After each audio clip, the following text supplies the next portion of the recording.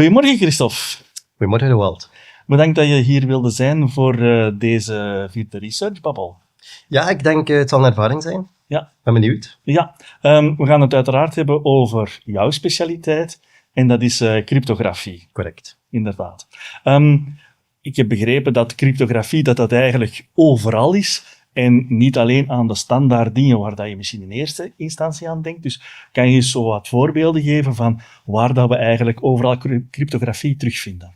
Ja, cryptografie natuurlijk, als je je smartphone gebruikt, als je naar de website surft, als je gebruik maakt van een dienst, maak je eigenlijk constant gebruik van cryptografie. In de eerste plaats om je communicatie te beveiligen. Mm-hmm. Nu, beveiliging van communicatie, dat is een belangrijke, maar het is ook niet het enige. Mm-hmm. Wanneer dat we digitale handtekeningen plaatsen, bijvoorbeeld met onze EID-kaart, dan maken we ook gebruik van cryptografie. Ja. Of wanneer dat we authenticeren, ook met onze EID-kaart kunnen we authenticeren. Ook daarvoor kunnen we gebruik maken van cryptografie. Ja. Dus ik denk dat wel de drie voornaamste, maar ook niet de enige zaken zijn. Ja. En die zien wij echt wel overal. Hè. Ook in Internet of Things, smartcards, servers, laptop, satellieten, auto's, alles gebruikt cryptografie. Ja. Je hebt gezegd dat op verschillende domeinen wordt gebruikt. Ja, correct. Maar ik stel me dan voor dat dus de technologie die erachter zit, want we spreken over cryptografie als zijnde precies, dat is één groot ding. Okay. Maar afhankelijk van welke toepassing, dat je waarschijnlijk andere algoritmes gebruikt, maar gewoon misschien ook helemaal andere technologieën. Het is misschien interessant om een onderscheid te maken tussen drie categorieën van cryptografie. Ik denk de oudste is de symmetrische cryptografie, waarbij dat de operatie en de inversie van die operatie gebeuren met dezelfde sleutel. Dus in concreto, encryptie en decryptie gebeuren met dezelfde sleutel. Dus als wij gebruik maken van symmetrische cryptografie en wij willen met elkaar communiceren, wel, de goede start is als wij al een gedeelde sleutel hebben. Dezelfde sleutel. Ja. Ik encrypteer een bericht met die sleutel, ik stuur het naar jou, jij kan het decrypteren. Dus dat is symmetrische cryptografie. Ja. De standaard daarbij wereldwijd, ik denk dat ook wel gezegd mag worden, dat is AES, en dat is een product van de KU Leuven. Ah ja. Dan hebben we natuurlijk ook publieke sleutelcryptografie. Het principe daarbij is dat er gewerkt wordt met sleutelparen. Een private sleutel, die geheim blijft, en dan een publieke sleutel die in principe door de rest van de wereld gekend mag zijn, die zal typisch verpakt zitten in certificaten. Ja. Opnieuw voorbeelden daarbij zijn digitale handtekeningen. Ik plaats een digitale handtekening met mijn private sleutel. Ik ben de enige die die sleutel kent, dus ik ben de enige die die handtekening kan plaatsen. Ja. Maar de rest van de wereld heeft toegang in principe tot de publieke sleutel en kan dus de handtekening verifiëren. Ja. Dus dat is een beetje de inverse operatie waar ik het net over had. Ja. Want ja, natuurlijk, als jij een handtekening plaatst, wil ik als ontvanger natuurlijk wel weten dat jij dat bent geweest, degene die die sleutel heeft gebruikt of die handtekening heeft gezet. En daarvoor gebruik je dan dus die publieke sleutel en die kan eigenlijk, iedereen kan eigenlijk die verificatie doen. Iedereen kan die verificatie doen. Het is te zeggen, er is ook natuurlijk wel een certificaatautoriteit die garandeert dat in het certificaat heb je in feite twee zaken, in essentie. Een publieke sleutel en een identifier, bijvoorbeeld je rijksregisternummer en je naam enzovoort, die zaken kunnen daarin zetten. Die worden digitaal ondertekend dan door de Certificate Authority. Dat is eigenlijk een garantie dat die publieke sleutel effectief bij jou hoort. Ja. Dat waren er al twee? Dat waren er twee, ja. En dan is er de derde, zijn de cryptografische hashfuncties. Het interessante daar, of het speciale daarbij, is dat er geen gebruik gemaakt wordt van cryptografische sleutels. Dat zijn eigenlijk, je kan zeggen dat fingerprints zijn van data, vingerafdrukken van data op een cryptografische wijze, waarbij dat je wel bijzondere, speciale security-eigenschappen hebt. Wordt gebruikt om de integriteit ook van documenten te garanderen. Dus zodra er ook maar 1 bit in het document wijzigt, zal ook de hashfunctie, de hash ervan anders zijn. En kan dus ook gedetecteerd worden dat er inderdaad mee geprutst is, dat er iets mee gebeurd is. Ja. MD5, dat is zo een bekende, maar ondertussen denk ik wel outdated hashfunctie. Ja, dat is inderdaad een vrij oude hashfunctie. Net zoals SHA-1, dat is ook een vrij oude hashfunctie, maar ik denk dat in realiteit die twee soms wel nog eens gebruikt worden. Ja. Helaas zijn die twee wel vandaag totaal onveilig. Maar ik herinner me wel nog de periode, toen ik mijn doctoraat aan het doen was, dat die twee effectief overal gebruikt werden. En ik herinner mij ook nog talks waarbij dat er gezegd werd van, kijk, sorry, dit is niet meer veilig. En sindsdien hebben we ook SHA-2, de opvolger, en eigenlijk meer recent ook SHA-3. Dat is misschien wel vrij technisch, maar uiteindelijk SHA-3, ik denk dat dat in 2016 is standaardiseerd is op dit NIST. Ja, dat is ook wel interessant. We hebben nu eigenlijk 2 verschillende families van hashfuncties, SHA-2 en SHA-3. Waarom hebben we er 2 gestandaardiseerd? Wel, het is natuurlijk altijd mogelijk dat op de een of andere dag één van die 2 onveilig zal blijken te zijn. Ja. En dan hebben we toch een alternatief. Ja, maar die hashfuncties die worden nog altijd ook wel echt gebruikt voor beveiligingsdoeleinden. Dus het is... Ik herinner mezelf nog wel een tijd waarbij dat je MD5 gehashte paswoorden kon bewaren in databanken. Ik denk dat we dat stadium hopelijk al lang voorbij zijn. Dat er andere manieren zijn om bijvoorbeeld paswoorden te bewaren in een databank. Maar worden hashfuncties inderdaad nog echt gebruikt voor beveiligde toepassingen? Wel, zoals je net ook aangaf, het wordt nog steeds gebruikt om bijvoorbeeld paswoorden te gaan beveiligen. Het slechtste dat je kan doen, is dat een applicatie gewoon de paswoorden in cleartext zal bewaren. Ja. En dan een goede manier is inderdaad om niet zozeer een hash van het paswoord te gaan berekenen. Wat je wel zal doen, is het paswoord samen met een salt, met wat andere data, gaan hashen. Waarom doen we dat? Als we nu gewoon een paswoord zouden hashen met bijvoorbeeld SHA-2, ja, kijk, ik denk dat je op een paar uur gewoon tientallen miljarden paswoordcombinaties, of misschien wel meer, kan gaan berekenen. Ja. En dergelijke brute force aanvallen moeten we natuurlijk vermijden. Dus het idee dan is dat bij elke backend, elke service, dat die een andere salt gebruiken, zodanig dat als er... Stel nu dat er een hacker is, en die kan een mapping creëren tussen een heleboel paswoorden, en dan hashfuncties, dat is niet moeilijk. Ja. Ja, dan heeft het hashen van paswoorden op zich weinig zin natuurlijk. Nee. Dus vandaar dat we daar iets gaan toevoegen, zijn die salt. Ja. We focussen nu heel hard op hashfuncties. We hebben ook iets dat daar een beetje op lijkt, of daar op bouwt. En dat zijn MAC-functies. Dus daarbij gaan we in feite een hashfunctie gaan combineren met een symmetrische sleutel. En dan kan je de verificatie eigenlijk enkel doen als je ook beschikt over de symmetrische sleutel. We hebben dan even gesproken over die hashfuncties. Als we even teruggaan naar de andere 2 types, dan heb je al gezegd van die symmetrische sleutel. Dat is eigenlijk een van de oudste technologieën. In welke domeinen wordt dat nog altijd gebruikt? Ja, dat wordt overal gebruikt. Wat dat typisch zit is, bij communicatie bijvoorbeeld, wordt gegarandeerd AES gebruikt. Ja. Toch in het Westen. Het idee bij een communicatie is dat er een aantal zaken gebeuren. Een van de zaken is dat we naar elkaar toe authenticeren, dan weten dat we inderdaad met elkaar babbelen. Dat is met publieke sleutelcryptografie. Iets anders dat gebeurt, is dat wij een symmetrische sleutel afspreken. Dat is ook met publieke sleutelcryptografie. Maar publieke sleutelcryptografie is traag. Ja. En eens dat we met die trage publieke sleutelcryptografie naar elkaar geauthenticeerd zijn, dat we een sleutel afgesproken hebben, dan gaan we die symmetrische sleutel gaan gebruiken om in bulk onze berichten te gaan vercijferen.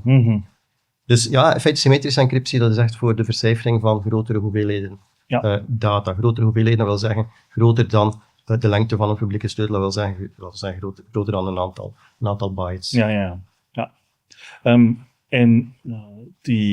Elk van die encrypties, decrypties, dat vergt computerpower, dat vergt bandbreedte om dat te gaan doen. Heb je daar een idee van hoe zwaar dat weegt op systemen? Ja, er zijn natuurlijk heel veel parameters. Hè. Ook spreken we over publieke sleutelcryptografie of spreken we over symmetrische cryptografie. Wat je ook heel vaak ziet is dat gestandaardiseerde cryptografie, zoals AES, symmetrische cryptografie, dat er ook hardware, acceleratie voorzien wordt in hardware. En dat kan natuurlijk ook een hele boost geven aan de performantie, aan de snelheid. Maar ik kan hier echt geen cijfers op plakken, dat is gewoon... er zijn gewoon te veel variabelen. Als we spreken over cryptografie, je hebt ook verschillende niveaus van sterkte. Typisch wordt er vandaag de dag het laagste niveau is 128-bit security. Ook vaak is er 192-bit security die gebruikt wordt. En dan als we echt spreken over military grade encryptie, dan gaan we naar 256-bit security. Ja. En natuurlijk, dat zal ook heel hard bepalen hoe performant het systeem is. Ook hoe groot de vercijferde data of de digitale handtekeningen zijn. Ja. Maar ook, als we spreken over een specifieke categorie van cryptografie, zoals publieke sleutelcryptografie, daaronder heb je ook een heleboel algoritmes. Je hebt algoritmes gebaseerd op RSA, je hebt algoritmes gebaseerd op elliptische krommen, je hebt algoritmes gebaseerd op lattices, die daarvan veronderstel men dat ze resistent zijn tegen sterke quantumcomputers. Maar die hebben allemaal heel verschillende karakteristieken, verschillende computationele performantie, maar ook wat is nu de grootte van de data die getransfereerd wordt, van de digitale handtekeningen, van de vercijferde data enzovoort. Dus daar zit echt heel veel variatie op. Ja. Ook denk ik dat in de toekomst wij zullen wel nog nieuwe cryptografische algoritmes te zien krijgen, die misschien minder of misschien meer performant zijn, maar misschien net iets andere eigenschappen. Dus dat is moeilijk te zeggen. Ja. Dus het blijft een eeuwig evoluerend gebied met nieuwe algoritmes, met nieuwe encryptietechnieken. Ja, dat is correct. Wat ik wel kan zeggen als algemene richtlijn, is dat publieke sleutelcryptografie is het traagst. Dan in het midden hebben we symmetrische cryptografie. Eigenlijk symmetrische cryptografie is snel. En dan hebben we de hashfuncties, die zijn dus echt mega snel. Ja. Je gaf daar net ook al iets aan, dus bijvoorbeeld bij RSA en elliptische krommen, dat zijn eigenlijk wiskundige functies, diegenen die gebruikt worden om zo versleuteling en eigenlijk voor encryptie-decryptie te werken. Ik heb begrepen dat RSA dat eigenlijk werkt met vermenigvuldiging van grote priemgetallen. Elliptische krommen, dat letterlijk gaat over het berekenen van een punt op die elliptische krommen. Dat is ook zeer correct. Voilà, dankjewel.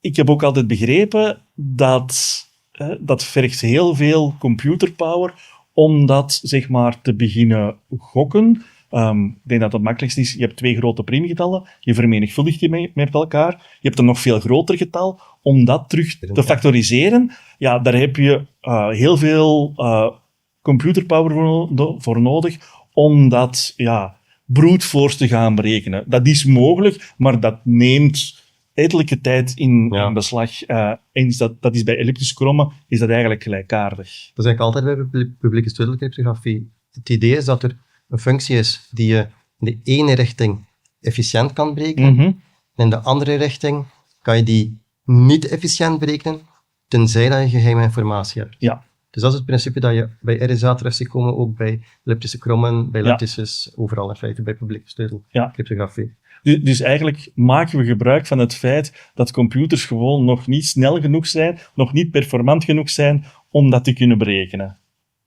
Dat wil zeggen, als de sleutel een klein beetje langer wordt het dubbel zo moeilijk om te gaan brute forcen. En dat is natuurlijk ook een interessante eigenschap, die weliswaar niet steeds geldig is indien er voldoende krachtige quantumcomputers zouden zijn.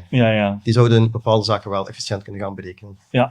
Ja, en ik denk dat dat inderdaad het grootste gevaar is. Het grootste gevaar voor heel de encryptie. Dat is toch waar dat je alle doemverhalen over hoort. Als quantumcomputers er zijn, dan gaan ze dus die inverse heel gemakkelijk kunnen berekenen. Niet gemakkelijk, ik denk dat dat misschien een verkeerde verwoording is, maar gewoon veel sneller, waar dat we anders spreken over jaren dat een computer nodig heeft, zou dat dan misschien op uren kunnen zijn, wat dat eigenlijk niet meer haalbaar is voor encryptie.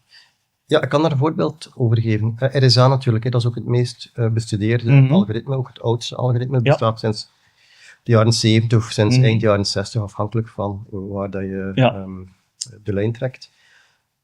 RSA, er is een RSA-competitie die al een aantal decennia loopt, of ondertussen afgelopen is. Het idee is natuurlijk dat er door een organisatie een aantal RSA-nummers gepubliceerd werden. En een RSA-nummer, zoals je net correct zei, was een vermenigvuldiging van twee priemgetallen die ongeveer even groot zijn. En er werden beloningen uitgereikt als je bepaalde nummers kon kraken. Het grootste nummer dat tot nu toe gekraakt is, heeft een lengte van 829 bits. Dat is gekraakt geweest met de klassieke computers. En die hadden daarvoor 2700 processorjaren nodig. Ja. Dus ik veronderstel dat die onderzoekers dat in de cloud zullen gedaan hebben. Ja. Dus niet op een laptop. Nee. Maar dat geeft een beetje een idee van de complexiteit. Dus 829 bits. Vandaag de minimum sleutellengte, als we spreken over RSA, dat is 2048 bits. En opnieuw, je hebt daar die exponentiële exponenten natuurlijk. Ja. Als we spreken over krachtige quantumcomputers, die zijn er nog niet vandaag. Vandaag de krachtigste quantumcomputers die hebben een aantal 100, maximum 1000 qubits. Maar er is wel onderzoek gebeurd van welke quantumcomputers hebben we nodig om RSA te gaan kraken. En onderzoek uit 2019 stelde van oké, kijk, als we onder bepaalde condities natuurlijk een quantumcomputer hebben met 20 miljoen fysieke qubits, dan kunnen we RSA 2048 breken in 8 uur, als ik het goed voor heb. Ja. Nu, heel interessant, een paar weken terug, eind mei, was er een nieuwe paper verschenen door dezelfde auteur, dus het is niet de eerste, de beste. Ja. Die zegt van eigenlijk, kijk, ik heb mijn algoritme wat aangepast. We kunnen het met minder dan 1 miljoen fysieke qubits doen. Dus dat is wel een serieuze verbetering. Ja. Weliswaar in een week. Maar een week, dat is nog altijd een pak sneller dan onze 2700 CPU-jaren van daarnet. Dus ja, als die krachtige quantumcomputers, we spreken dan over de cryptografisch relevante quantumcomputers, als die er zijn, dan hebben we een probleem wat betreft de moderne publieke sleutelcryptografie en in het bijzonder RSA en elliptische krommen. Voor de elliptische krommen hebben we trouwens een gelijkaardig scenario als RSA. Ja. En je gaf daar straks nog een ander voorbeeldje. Die lattices, is dat dan een cryptografische methode, diegene die wel resistent zou kunnen zijn aan quantum computing? We veronderstellen van wel. Oké, leuk.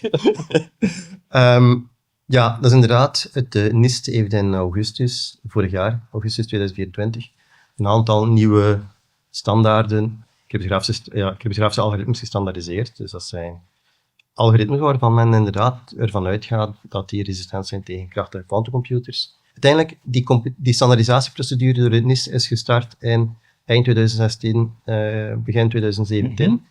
Dat wil zeggen, sinds die periode, dat is ondertussen al ettelijke jaren verder, heeft eigenlijk de hele cryptografische community wereldwijd ook die algoritmes kunnen testen. Ja. Maar in de praktijk zijn die nog niet zo heel courant. En het beetje de uitdaging ook met cryptografie is dat we ook tijd nodig hebben om vertrouwen op te bouwen in bepaalde cryptografische algoritmes. En de algoritmes, die nieuwe standaarden, die zijn natuurlijk redelijk nieuw. Die zijn niet zo heel vaak, die worden niet zo heel vaak gebruikt.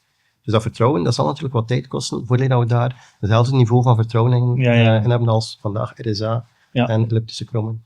Ja, want als je inderdaad zegt van die RSA die bestaat al sinds de jaren 70, dat is ondertussen bij 50 jaar, dan hebben we natuurlijk daar al wel wat ervaring mee opgebouwd. Als je dan iets hebt van opgermen een paar jaar, dan kan ik me inderdaad voorstellen dat dat nog wel even duurt, eer aleer dat echt ingang heeft gevonden. Ja, absoluut. Nu misschien nog een kleine aanvulling daarbij. Het concept van cryptografie gebaseerd op lattices, dat bestaat ook al sinds de jaren 70. Maar het heeft gewoon nooit heel veel ingang gevonden. Omdat we iets beters hadden.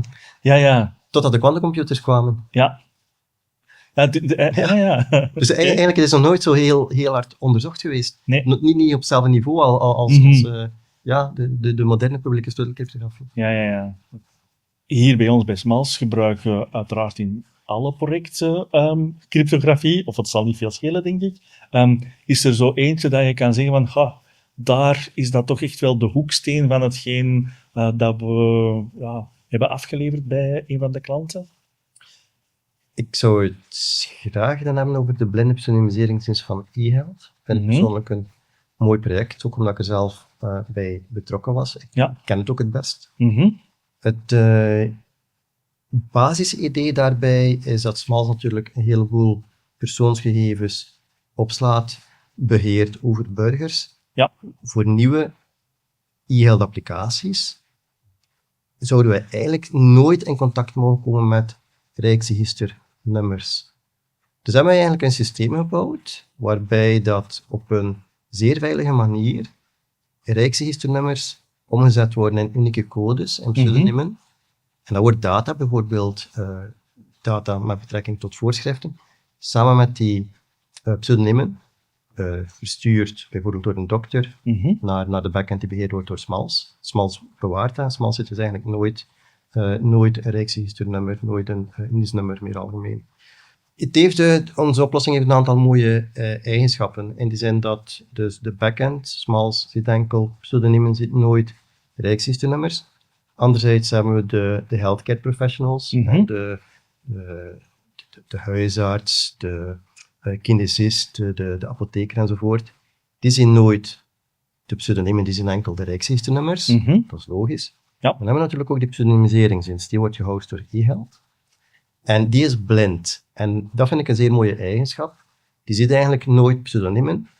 En die ziet nooit de Rijksregisternummers. Maar die doet wel de omzetting van pseudoniemen naar Rijksregisternummers en vice versa. Ja, dat is mooi.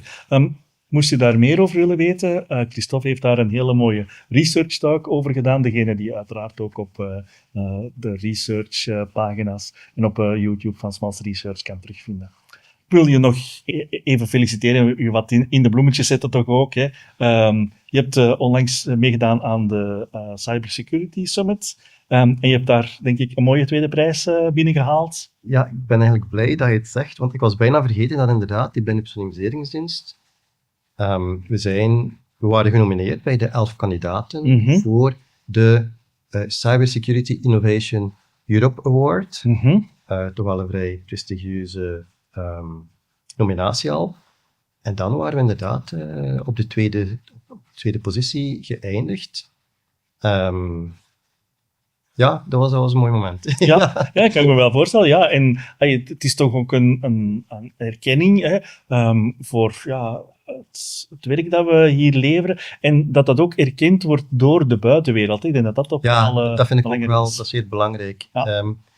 Wat ik ook wel wil zeggen daarbij is, natuurlijk, ik heb het concept bedacht, ik heb ook een prototype gemaakt. Maar uiteindelijk zijn het wel de mensen van eHealth die alles in productie gebracht hebben, die daar ook heel veel tijd en effort in gestoken hebben. Ja. En ik zou je het ook nog even de ruimte willen nemen om ook die mensen te bedanken voor ook de aangename samenwerking. Ja.